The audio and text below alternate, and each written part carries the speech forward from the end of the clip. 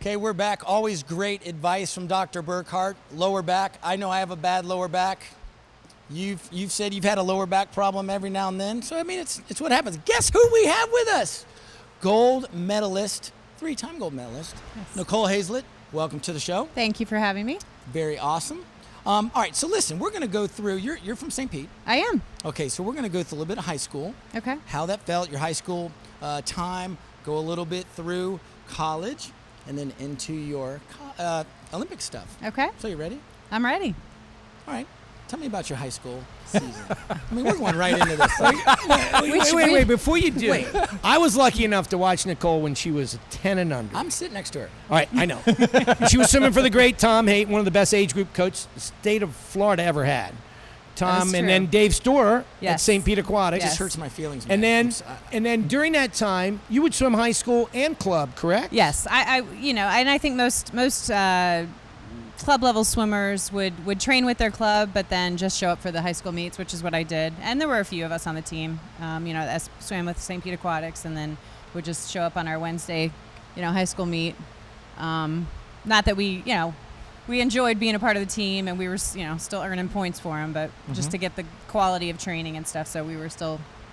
So you made Olympic trials as a 15-year-old. I did, yes. How in the world was that experience? I mean, that's some serious pressure. I don't know.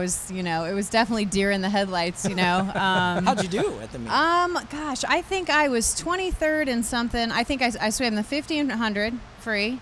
I think I was 23rd in one event and maybe high teens in the other. For a 15-year-old, I that's think pretty awesome.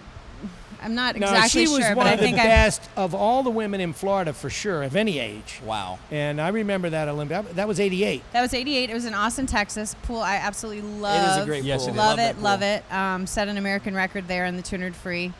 But it was a great experience to see. I didn't know what I was doing, but to see all these amazing swimmers, I remember, watching them and just being in awe. And so 4 years later, everyone's in awe of you. What happened during those 4 years? I just worked really hard. So ended up at Florida, of course. But before we go to Florida, real quick, we've got a bunch of age group 15, 16, 14-year-olds that are right now reaching OT cuts.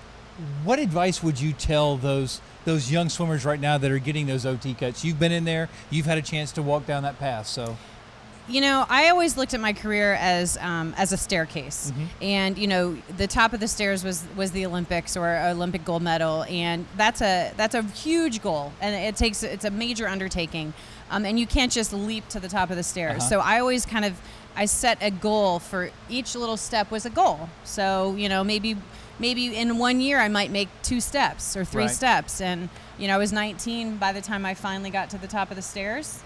It's not going to be that way for everybody. I think I was probably around 11 when I kind of realized my potential and decided kicking everybody's butt. Well, I don't know about that. I mean, I remember my first high school state meet, and I was like, I didn't know what was going on. I was a little fish in a big pond, and it was eye-opening for me. It really was. So going into college, was it always Florida?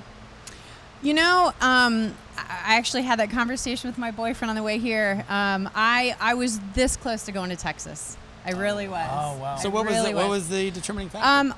I had a little birdie tell me that Mitch Ivey was coming in, and I had trained with him. I'd moved to Canada the summer before my senior year of high school and trained with him, and that's what did it. Yeah, he coached me to my first national win and my first national team, Pan Pacs in Tokyo in '89, and when I found out he was going to be the coach at Florida, it was a no-brainer. Well, certainly you had a great career swimming there.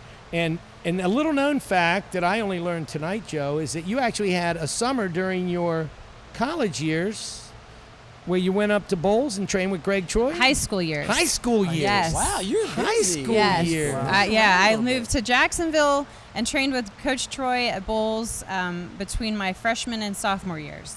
Okay. And then between my junior and senior years, I was up in Toronto training with the Etobicoke Pepsi at the time. Well, so you've been through it all as a swimmer. Now, as a parent, you have a 9-year-old daughter who's in swimming. Almost 9, yeah. You have any advice for some of the moms and dads that watch the show? I would just say provide the give them the experience, allow them, if they want to do it, do the most you can, the best you can to provide the chance.